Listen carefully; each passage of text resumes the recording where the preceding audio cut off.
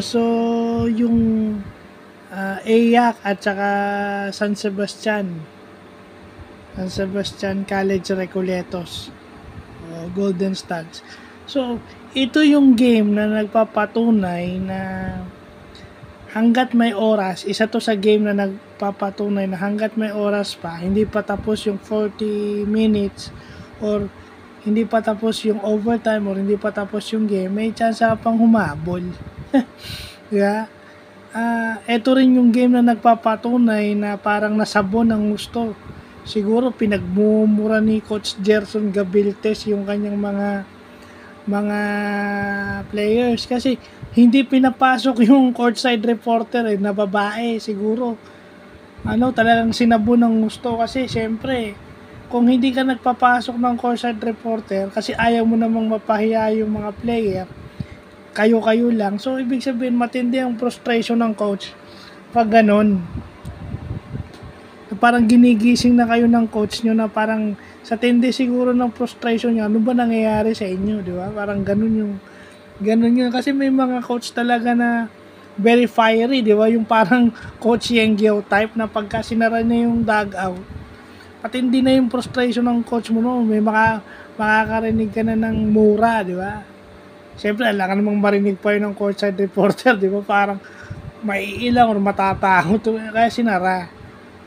Naging effective naman kasi nag-respond naman yung AYAC pagdating ng second half.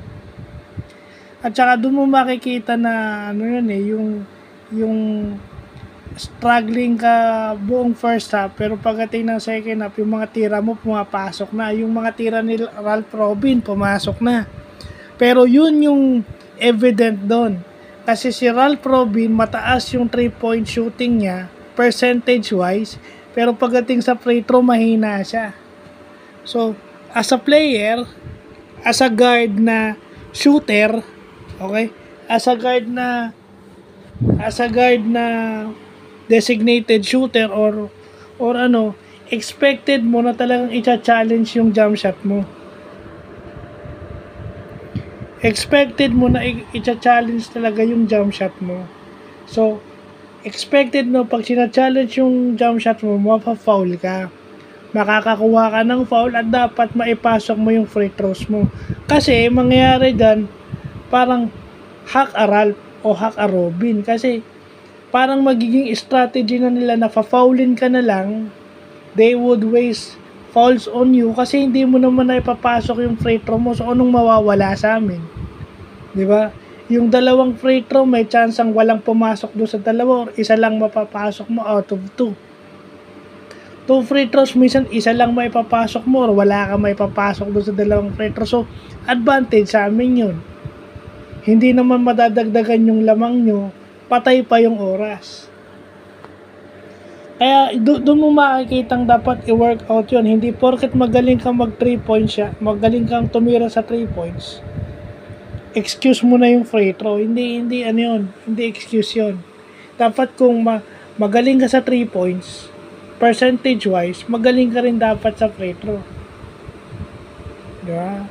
Pero yun, nag-struggle si Ralph Robin, bumawi, natulungan yung AYAC para manalo.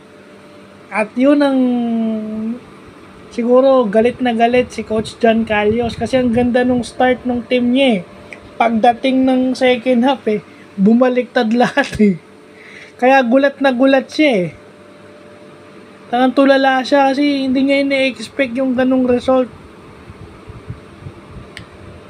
Siguro sa matinding ensayo yung ibibigay niya rito sa mga player niya sa Baste. Sa sama ng laro nung second half. So hindi porket lamang at saka lalo na round 2. So dapat kung medyo masama record mo, masama laro niyo nung round 1, may improvement sa round 2. Round 2 na to.